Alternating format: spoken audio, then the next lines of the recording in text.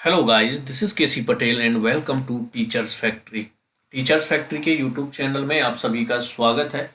अगर आप लोग चैनल पर नए हैं और शिक्षक भर्ती की तैयारी करते हैं तो चैनल को सब्सक्राइब कर लें एंड बेल आइकन को प्रेस कर दें, ताकि जब भी आपकी सीडीपी हो, चाहे पर्यावरण अध्ययन हो, Hindi pedagogy, math pedagogy, English pedagogy, इन सब की क्लासेस अपलोड हों तो आप लोगों को नोटिफिकेशन के माध्यम से जानकारी मिल सके।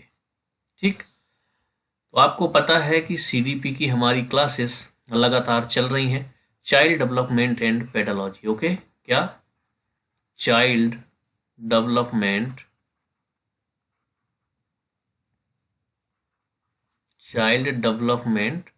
And pedagogy. Child development and pedagogy की जो क्लासेस हैं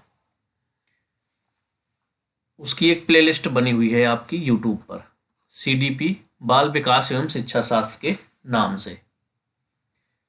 ठीक है, तो वहां पर जाकर के आपको क्या करना है, प्लेलिस्ट में जाइए। जितने भी अभी तक टॉपिक कंप्लीट हो चुके हैं हमारे सीडीपी के, वो सभी टॉपिक आपको प्लेलिस्ट में मिल जाएंगे। अगर आप लोग फेसबुक पर देख रहे हैं तो फेसबुक पेज को फॉलो कर लें, और अगर आपको वीडियो ढूंढने में फेसबुक में प्रॉब्लम होती है तो जाकर के यूट्यूब चैनल को सब्सक्राइब कर लें, और वहां से जाकर के प्लेलिस्ट में आपको पूरी क्लासेस मिल जाएंगी, और प्रीवियस ईयर के क्वेश्चन भी आपको यूट्यूब में मिल जाएंगे। वहां पर भी मैंने प्लेलिस्ट बना दी है। बस दो ही टॉपिक बचे हैं इसके बाद, तो उनको कंप्लीट करने के बाद हम लोग क्या करेंगे, प्रीवियस ईयर के क्वेश्चन और टॉपिक वाइज प्रैक्टिस करने वाले हैं, यूट्यूब पर भी, फेसबुक में भी। और आपको हमारी ऑफिशियल साइट में प्रैक्टिस सेट मिल जाएंगे। आपको www.teachers.in के नाम से है, teachersfactory.in। इस नाम से जैसे ही आप जाएंगे तो वहां पर आपको एमसीक्यूज वाला एक मेनू मिल जाएगा। वहां पर जाएंगे तो आपको सीडीपी के एमसीक्यूज वाला मेनू में जाएंगे। इसके बाद आपको नीचे मिल जाएगा ईवीएस के एमसीक्यूज और सीडीपी के एमसीक्यूज। वहां पर प्रैक्टिस सेट है, एक प्रैक्टिस सेट में 30 क्वेश्चन है आपके, तो वहां से आप प्रीवियस ईयर के सारे क्वेश्चन है तो वहां से प्रैक्टिस कर सकते हैं। टाइम कब लगता है, जब आप वेबसाइट में जाकर के पढ़ते हैं तो टाइम आपको कम लगेगा, आप जल्दी जल्दी उनको प्रैक्टिस सेट को कर सकते हैं। तो चलिए, ये तो बात हुई इंट्रोडक्शन की कि आप कहाँ से कैसे पढ़ सकते हैं। आज का टॉपिक है हमारा बाल केंद्रित शिक्षा, यानी कि चाइल्ड सेंटर्ड एजुकेशन के बारे में डिटेल से पढ़ेंगे। इसमें महत्वपूर्ण जो आपके पॉइंट हैं उनके बारे में, महत्वपूर्ण आपके जितने भी पॉइंट है बाल केंद्रित शिक्षा से, जहां से आपके प्रश्न बनते हैं, क्वेश्चन बनते हैं, उनके बारे में हम एक एक करके पढ़ने वाले हैं। तो चलिए शुरू करते हैं। आज का टॉपिक हमारा बाल केंद्रित शिक्षा यानी कि चाइल्ड सेंटर्ड एजुकेशन के बारे में। चलिए, टॉपिक क्या हो गया, बाल केंद्रित शिक्षा। इसके सभी ये इंपॉर्टेंट पॉइंट हैं, यहां से आपके क्वेश्चन बनते हैं एग्जाम में। बाल केंद्रित शिक्षा के समर्थक कौन थे, तो समर्थक थे आपके जॉन डीवी। याद रखना है, अगर बात की जाए कि बाल केंद्रित शिक्षा के समर्थक कौन थे तो वो थे आपके जॉन डीवी। अगला जो इंपॉर्टेंट पॉइंट है, इसमें बच्चों के नीड्स के अनुसार, यानी कि जो उनको आवश्यकता है उसके अनुसार एक्टिविटीज प्लान किए जाते हैं। मतलब जैसे ही बच्चों को नीड होती है उसी तरह से एक्टिविटीज के प्लान आपको करना है। नीड्स मतलब आवश्यकता, यानी कि जैसी बच्चों की नीड्स होगी उसी तरह से आपको एक्टिविटी को प्लान करना है। दूसरा इंपॉर्टेंट पॉइंट आपका ये हो गया, बाल केंद्रित शिक्षा से यहां से क्वेश्चन आपके बनते हैं। बच्चे जिज्ञासु, रचनात्मक और सीखने की जन्मजात क्षमता रखते हैं। ये आपका चाइल्ड सेंटर्ड एजुकेशन में ये प्रश्न इसलिए पूछा जाता है क्योंकि ये चीजें आपको पता है कि जो नोम चॉम्स्की थे, उन्होंने बताया था कि LAD, लैंग्वेज एक्विजिशन डिवाइस, पाई जाती है। और कैसी पाई जाती है, वो जन्मजात पाई जाती है, जिससे बच्चे क्या होते हैं, भाषा को सीख लेते हैं। तो इनका मेन सारांश जब निकलता है कि बच्चे जो होते हैं वो जिज्ञासु होते हैं, रचनात्मक होते हैं और सीखने की उनके अंदर जन्मजात क्षमता होती है। अगला पॉइंट हमारा है, भारत में बाल केंद्रित शिक्षा का श्रेय किसको जाता है। ये क्वेश्चन अगर आपसे पूछ दिया जाए तो गीजू भाई बधेका को दिया जाता है। तो ये भी आपका इम्पॉर्टेंट पॉइंट है, याद रखिएगा। भारत में बाल केंद्रित शिक्षा का जो श्रेय है वो गीजू भाई बधेका को दिया जाता है। ये वाला इम्पोर्टेंट पॉइंट आपका है, प्रगतिशील विद्यालय 1896 में खोले गए थे। तो आपके जो प्रगतिशील विद्यालय हैं कब खोले गए, इस तरह का प्रश्न अगर बन करके आता है तो आपको आंसर पता होना चाहिए।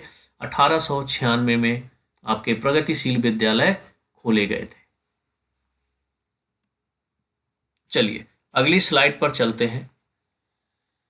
प्रगतिशील विद्यालय में किस पर जोर दिया जाता है, अगर ये प्रश्न आता है तो किस पे, करके सीखने पे, लर्निंग बाय डूइंग, यानी आपको करके सीखना है। तो किस पे जोर दिया जाता है, जो प्रगतिशील विद्यालय होते हैं वहां पर आपको करके सीखने पर ज्यादा जोर दिया जाता है कि जो बच्चे करेंगे तभी तो सीखेंगे। तो उनसे खुद से करवाया जाता है। ऐसा नहीं होता कि कोई चीजें हमने बता दी, अगर बच्चे को प्रैक्टिकल उस चीज का करवा दिया जाता है तो उसके द्वारा जब बच्चे सीखते हैं तो उन्हीं विद्यालयों में, जिनका नाम क्या है, प्रगतिशील विद्यालय, उनमें किस पे जोर दिया जाता है, करके सीखने पर। अगला इंपॉर्टेंट पॉइंट है, प्रगतिशील विद्यालय में बच्चा समाधानकर्ता बने और महत्वपूर्ण कौशल व चिंतन सीखे। मतलब कोई अगर समस्या है तो उसका किस तरह से समाधान करना होता है या किस तरह से हम उसका समाधान कर सकते हैं। तो प्रगतिशील जो विद्यालय होते हैं उनमें बच्चे को यही सिखाया जाता है और इस तरीके से सिखाया जाता है, पढ़ाया जाता है कि वो एक समाधानकर्ता बने, उसके अंदर इंपॉर्टेंट स्किल हो और वो चिंतन को भी सीखे। ठीक है, महत्वपूर्ण कौशल व चिंतन को सीखे। एक इंपॉर्टेंट पॉइंट आपका ये है बाल केंद्रित शिक्षा में, जो टॉपिक आज का हम पढ़ रहे हैं। बच्चा वर्तमान जीवन के लिए सीखे, लर्निंग फॉर प्रेजेंट लाइफ। ये भी इंपॉर्टेंट पॉइंट है आपका बाल केंद्रित शिक्षा में कि जो बच्चा होता है वो वर्तमान जीवन के लिए सीखना चाहिए उसको। अगला पॉइंट है, संपूर्ण रूप से पाठ्य पुस्तक को भगवान मानना गलत है। यह एकमात्र साधन का प्रकार है। कहने का मतलब यह है कि सिर्फ पाठ्य पुस्तक अगर आपके सामने रख दी जाए, आपने उसको रट लिया, जब आपसे कुछ पूछा जाता है तो आप सिर्फ रटी रटाई चीज़ों को बता पा रहे हैं, इसके अलावा ना तो आपको अनुभव है ना तो आपका प्रैक्टिकल आपने कभी किया है, ना अपनी लाइफ से सीखा है, ना ही एनवायरनमेंट से सीखा है। तो फिर ये चीज़ें आपको बहुत ही गलत तरीके से ले जाएंगी, क्योंकि आपको नॉलेज बिल्कुल नहीं होगा। आपने सिर्फ एक पाठ्य पुस्तक को रट लिया और आपने उसको अगर समझ लिया कि मैंने बुक पढ़ ली है, उसको याद कर लिया है, तो मैं बहुत इंटेलिजेंट हो गया या मुझे बहुत नॉलेज हो गया, तो ऐसा बिल्कुल भी नहीं है। इसीलिए बाल केंद्रित शिक्षा में ये पॉइंट इंपॉर्टेंट है कि जो आपकी पाठ्य पुस्तक होती है, टेक्स्ट बुक होता है, उसे ही सब कुछ नहीं मानना है। यह एक प्रकार का साधन ही है। जैसे मान लीजिए कोई स्किल आप सीखते हैं, मान लीजिए कंप्यूटर ही सीखते हैं, तो कंप्यूटर की आपको थ्योरी अगर पढ़ा दी गई तो सिर्फ थ्योरी से आप काम नहीं कर सकते जब तक आपको प्रैक्टिकली ना सिखाया जाए। थ्योरी से होता है कि आपको बेसिक कॉन्सेप्ट क्लियर हो जाते हैं, तो उसको क्या माना जाएगा, आपको एक साधन है, यानी कि जो पाठ्य पुस्तक है उसको एक साधन माना गया है। चलिए अगला इंपॉर्टेंट पॉइंट है हमारा, प्रगतिशील शिक्षा स्कूल में संयुक्त राज्य अमेरिका के मनोवैज्ञानिक जॉन डीवी का योगदान है। जो प्रगतिशील शिक्षा है या जो आपके प्रगतिशील स्कूल हैं, ये किसके द्वारा दिए गए हैं, अमेरिका के मनोवैज्ञानिक हैं जॉन डीवी, उनका ये दिया हुआ है, उनका इसमें बहुत बड़ा योगदान है। इसलिए ऊपर सबसे पहले जो पॉइंट आपने पढ़ा था कि बाल केंद्रित शिक्षा के जो समर्थक हैं वो किसको माना जाता है, तो वो है आपके जॉन डीवी। देखिए बिल्कुल परेशान नहीं होना है, जितने मैंने आपको ये पॉइंट बता दिए बाल केंद्रित शिक्षा से, आपके प्रश्न यहीं से बनने वाले हैं। आगे और कौन कौन से पॉइंट हैं उनके बारे में समझ लेते हैं। इसके बाद अगर हम बात करें कि जो आपकी लर्निंग होती है वो होती क्या है, लर्निंग इज अ सोशल, यानी कि अधिगम एक क्या है, सामाजिक है, एक्टिव यानी सक्रिय है, और डेमोक्रेटिक यानी कि आपकी लोकतांत्रिक प्रोसेस है, यानी कि प्रक्रिया होनी चाहिए। तो अधिगम कैसा, यानी लर्निंग जो है वो कैसी होनी चाहिए, एक सामाजिक, सक्रिय व लोकतांत्रिक प्रक्रिया होनी चाहिए। इसके अलावा बात करें हम, अधिगम प्रक्रिया में त्रुटियां एक स्वाभाविक हिस्सा है। एरर से बच्चे की थिंकिंग का पता चलता है। अगर आप सीख रहे हैं तो आपसे गलतियां बिल्कुल होंगी, तो इसीलिए इसमें पॉइंट दिया गया है कि जो आपकी अधिगम प्रक्रिया है, इसमें गलतियां होना एक स्वाभाविक सी बात है। जो आप गलतियां करोगे उससे आप किस तरीके से सोचते हैं, आपसे कहाँ गलती हुई, इन सारी चीज़ों का आपको पता चलता है। अगला जो इम्पोर्टेंट पॉइंट है आपका, कई बार बच्चे कुछ भ्रांतियां बना लेते हैं जिन्हें गलत संप्रत्यय यानी कि रॉन्ग कॉन्सेप्ट ना कहकर अल्टरनेटिव या नेव कंसेप्शन कहा जाता है। क्लासरूम डिस्कशन से इन्हें ठीक किया जा सकता है। कहने का मतलब है कि बच्चे के अंदर कोई अगर गलत कॉन्सेप्ट बैठ जाता है तो उसे आप ये नहीं कहेंगे कि ये गलत है, ठीक है। इसको आप एक अल्टरनेटिव या नेव कंसेप्शन कह सकते हैं कि दूसरा, अल्टरनेटिव का मतलब है ना कि मेन पॉइंट नहीं पता लेकिन अल्टरनेटिव पता है आपको कॉन्सेप्ट, तो इसको क्या है जब क्लासरूम में आप डिस्कस करेंगे तो उसको आप ठीक कर सकते हैं। अगर कहीं पर गलतियां हैं, गलत कॉन्सेप्ट उसके दिमाग में है, तो उसको सही करने का सबसे अच्छा तरीका है कि आप क्लासरूम में, जो आपका क्लासरूम है उसमें डिस्कशन करके इसको ठीक किया जाए।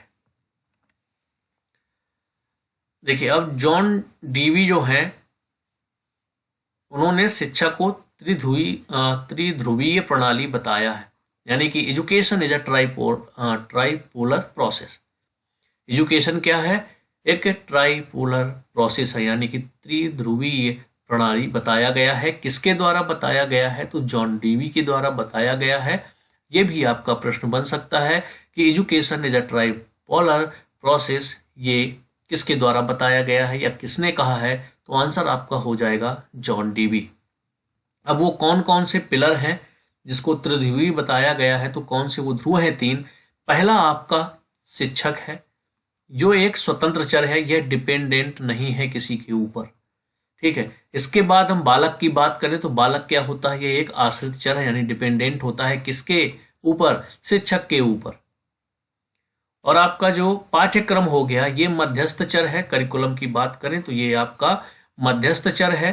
तो कैसे? आपका जैसे ये हो गए टीचर,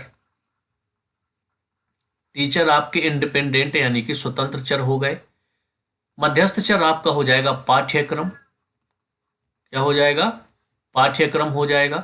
इसके बाद आपका क्या हो जाएगा? स्टूडेंट यहां पर आएंगे। इस तरह से आप इसको समझिए, मैं बता रहा हूं। तो टीचर क्या है? इंडिपेंडेंट चर हो गए, यानी स्वतंत्र चर है। इनको जो भी आता है, नॉलेज है, तो किसके थ्रू बताएंगे? उनका मीडियम क्या हो जाएगा आपका? पाठ्य पुस्तक। जो पाठ्य पुस्तक का सिलेबस होता है उसके अकॉर्डिंग आपको पढ़ाएंगे। तो मध्यस्थ चर आपका क्या हो गया? पाठ्यक्रम हो गया। उससे सीखेगा कौन? स्टूडेंट, यानी कि बालक आपका आश्रित है टीचर के ऊपर, और इसके ऊपर पाठ्यक्रम जो है उसके अकॉर्डिंग उसको पढ़ाया जाएगा टीचर के द्वारा। तो जॉन डीवी ने शिक्षा को त्रिध्रुवीय प्रणाली बताया है। Education is a tripolar process. शिक्षक आपका हो गया स्वतंत्र चर, बालक आपका आश्रित चर हो गया यानी कि डिपेंडेंट है, और आपका जो करिकुलम होगा, पाठ्यक्रम होगा, वो आपका मध्यस्थ चर हो जाएगा, क्योंकि टीचर और जो स्टूडेंट है उनके बीच में क्या होता है? पाठ्यक्रम होता है। उस पाठ्यक्रम के अनुसार शिक्षक आपको पढ़ाएंगे, तब आप उससे उस पाठ्यक्रम से और टीचर की जो टीचिंग स्किल है उसके द्वारा आपको सीखना है। तो आप क्या होंगे? आश्रित चर हो गए। आप किस पर आश्रित हैं? पाठ्यक्रम और शिक्षक पर। शिक्षक के द्वारा आपको पाठ्यक्रम पढ़ाया जाएगा। तो ये तीनों चर आपको पता चल गए। तो education is a tripolar process, ये किसने कहा? जॉन डीवी ने कहा। इसके अलावा आई थिंक अब इतने ही पॉइंट थे हमारे। आपने आज पढ़ा क्या कि आपकी जो एजुकेशन है वो चाइल्ड सेंटर्ड होनी चाहिए। बाल केंद्रित शिक्षा के बारे में जितने भी इंपॉर्टेंट पॉइंट थे आपको सभी मैंने यहाँ पर बता दिए। आपसे क्वेश्चन जो पूछे जाएंगे वो आपके इतने ही पॉइंट जितने मैंने बताए हैं यहाँ से ही पूछे जाएंगे। अगर एक बार आप फिर से देखना चाहें तो मैं रिपीट कर देता हूँ ताकि आपके दिमाग में फिर से छप जाए। तो थोड़ा सा स्पीड में करेंगे। तो चलिए, सबसे पहले बाल केंद्रित शिक्षा के समर्थक कौन है? तो वो हैं आपके जॉन डीवी। बच्चों को उनकी आवश्यकता के अनुसार एक्टिविटीज प्लान किए जाते हैं। बच्चे जिज्ञासु होते हैं, रचनात्मक होते हैं और सीखने की उनके अंदर जन्मजात क्षमता पाई जाती है। भारत में बात करें बाल केंद्रित शिक्षा का श्रेय किसको जाता है? तो आंसर हो जाएगा आपका गीजू भाई बधेका को दिया जाता है। प्रगतिशील जो आपके विद्यालय हैं वो 1896 में खोले गए थे। अगला पॉइंट, प्रगतिशील विद्यालय में करके सीखने पर जोर दिया जाता है, लर्निंग बाय डूइंग। जब आप कुछ करोगे तभी आप अच्छे से सीख पाओगे, यानी कि प्रैक्टिकल नॉलेज की यहाँ पर बात हो रही है। अगर आपको ये टर्म समझ में आ रहा है, करके सीखने का मतलब यही है कि जब आप उसको प्रैक्टिकली खुद करेंगे तब आप बहुत अच्छे से सीख पाएंगे। जो प्रगतिशील विद्यालय होते हैं वहां पर ये कॉन्सेप्ट होता है कि आपको करके सीखना है, लर्निंग बाय डूइंग का कॉन्सेप्ट होता है। प्रगतिशील विद्यालय में बच्चा को किस तरह से ट्रेंड किया जाता है कि वो एक समाधानकर्ता बने, महत्वपूर्ण कौशल व फिर चिंतन सीखे। बच्चे को वर्तमान जीवन के लिए सीखे, ये इंपॉर्टेंट पॉइंट है। इसके बाद पाठ्य पुस्तक को एक साधन के रूप में मानना चाहिए। सिर्फ पाठ्य पुस्तक को उसे पूरी दुनिया नहीं समझना चाहिए कि अगर हमने पाठ्य पुस्तक रट ली, पढ़ ली तो हमें पूरा नॉलेज हो गया। अगला, प्रगतिशील शिक्षा स्कूल में संयुक्त राज्य अमेरिका के मनोवैज्ञानिक जॉन डीवी का योगदान है। प्रगतिशील शिक्षा की बात करें या प्रगतिशील स्कूल की बात करें तो अमेरिका के एक मनोवैज्ञानिक हैं जॉन डीवी, उनका योगदान बहुत रहा इसमें।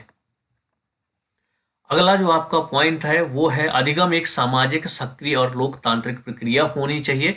जब आप सिखा रहे हो तो किस तरह से सिखाना है उसकी प्रोसेस बताई गई है कि एक सामाजिक, सक्रिय और लोकतांत्रिक प्रक्रिया होनी चाहिए। अधिगम जब बच्चा करता है, लर्निंग करता है, तो उनसे गलतियां होना एक स्वाभाविक सी बात है। एरर से बच्चे की उनकी सोच कैसी है ना, और उनकी कहाँ पर कमजोरी है, कौन सा पॉइंट उनका कमजोर है, कौन सा टॉपिक उनका कमजोर है, ये सारी चीजों का हमें पता चलता है एक टीचर को। कई बार बच्चों के अंदर कुछ गलत भ्रांतियां बन जाती हैं तो उन्हें आप गलत नहीं कह सकते, उन्हें आप एक अल्टरनेटिव कॉन्सेप्ट कह सकते हो और उस कॉन्सेप्ट को आप क्लासरूम में डिस्कशन करके ठीक किया जा सकता है, ये याद रखिएगा। इसके बाद अगला जो आपका आता है तो जो आपकी एजुकेशन है वो ट्राइपोलर प्रोसेस है। ये किसने कहा? जॉन डीवी के द्वारा कहा गया कि आपकी जो शिक्षा है वो त्रिध्रुवीय प्रणाली है।